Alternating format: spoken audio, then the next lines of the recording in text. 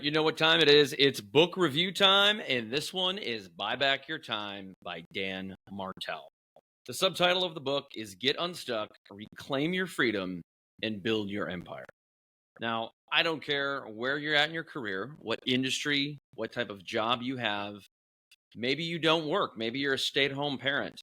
This is a book that could literally change your life.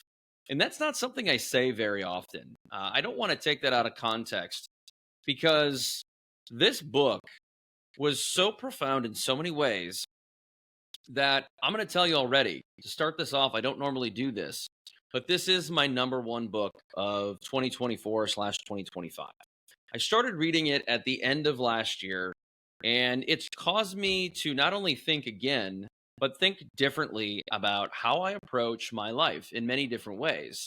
That comes from my time, how I value my time, how I manage or choose to manage my calendar, and what I do with my time. It got me thinking about the future and how I can not only be a better me, but be a more effective and efficient me. And you know what that means? You know what I've come to realize?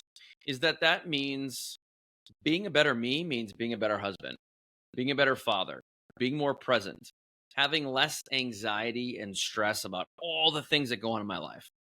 It means fewer things are going to slip through the cracks, so I have a higher follow-through rate. It means so many things that I've wanted to be for so long that it got me really excited.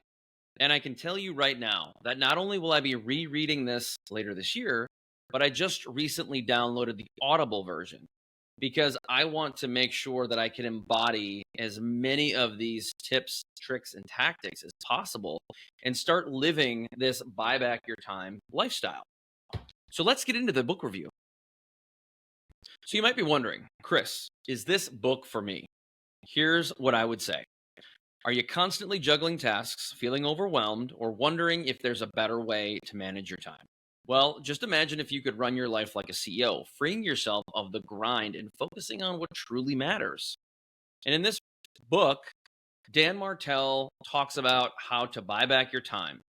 And I believe this is going to be a game changer for anyone who feels stuck on the hamster wheel or on the verge of frustration. Let's dive into what's inside.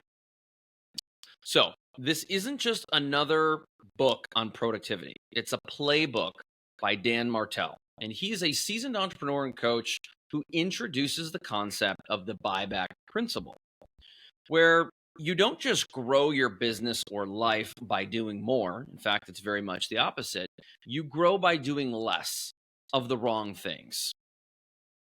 The book is packed with frameworks, tactics, and strategy, including your $10 an hour tasks versus your $1,000 an hour tasks.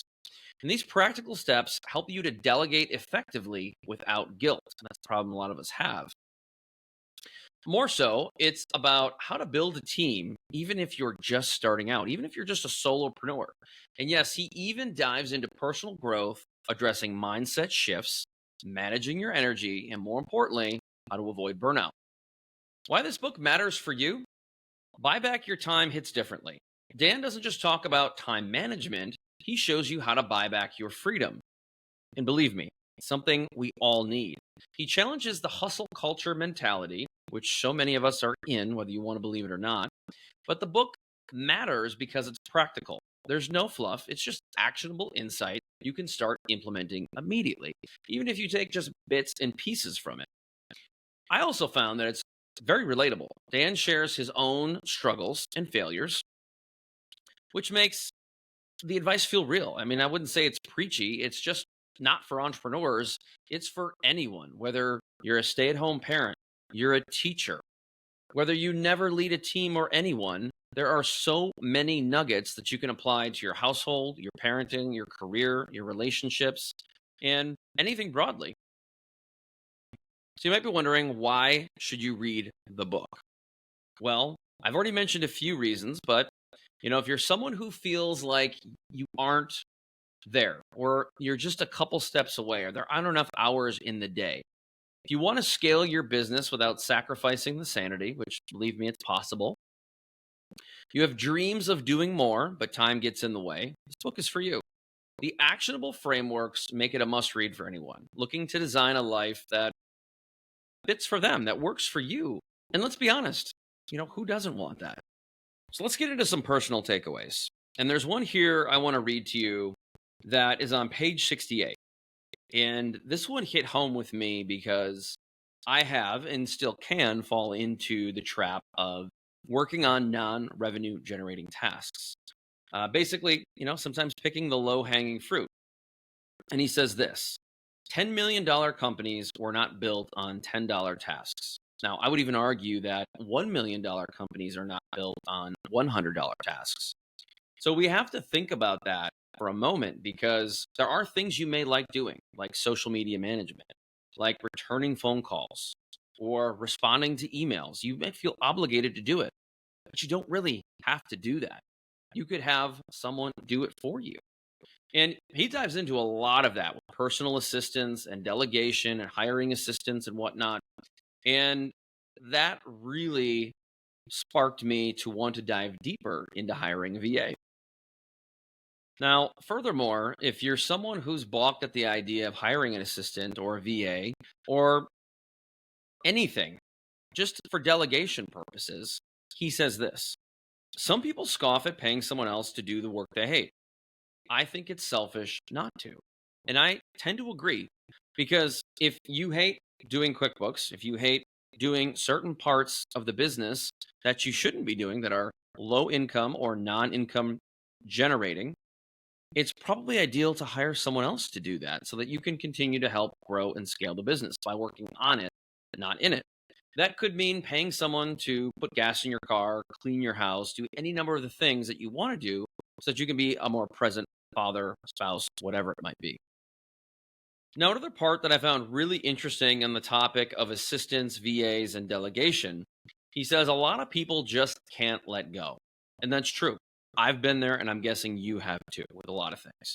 You think, well, no one's going to do it as good as me. No one's going to be close enough to wanting to do it as perfect as I do it. And that's probably true. But this statement really stood out.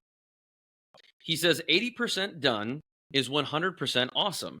A playbook, which he teaches you how to do in this book, will ensure that 80% or more of a repeated process happens exactly like you want it to, giving you predictable results.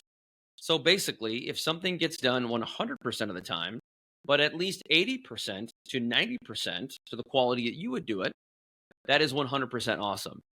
Now, as simple as that may be, it's actually kind of profound, because if we're tasked with doing everything, how can we do everything 100%? The truth is, we can't. Now, there's just a couple more things I want to cover before we move on. And it was the topic of multitasking, basically iterating that we can't multitask effectively. And this really hit home. He says, every time you switch tasks, your brain has to switch focus. Some call this context switching. According to a joint research project by two organizations, one of them Cornell University, every time a worker switches between software applications, it takes them almost 10 minutes to get back to a high level of productivity. In another study, researchers noted that workers simply felt more productive when they didn't have to switch between their tools. Pretty interesting, because so many people think they can multitask, but they just can't. We can really only do one thing at a time, effectively and efficiently. And so when it comes down to working, getting into deep work, maintaining a schedule and sticking to it, it talks a lot about batching work. So doing things together. So, for example, when it comes to social media, why have to create content every single day when you can block maybe an hour or two on a Monday morning and get all of your content done for the foreseeable 2 weeks or maybe even for a month? That eliminates the stress and anxiety, if you schedule all of them out, to not have to worry about that, but simply just monitor and adjust from afar. And that is something I think more people need to get into the habit of. So overall, one of the bigger takeaways for me is to just not trade time for money. Dan's calendar audit blew my mind. By reviewing your calendar and identifying the low-value tasks, you can gain clarity on where you're wasting your time. I also love the emphasis on investing in people, because building a great team doesn't just scale your business, it scales your life. And that really hit home with me too, because we all have things going on both within business and within our home. And one of my favorite lines from the book was, "Your calendar never lies." Mine certainly didn't either.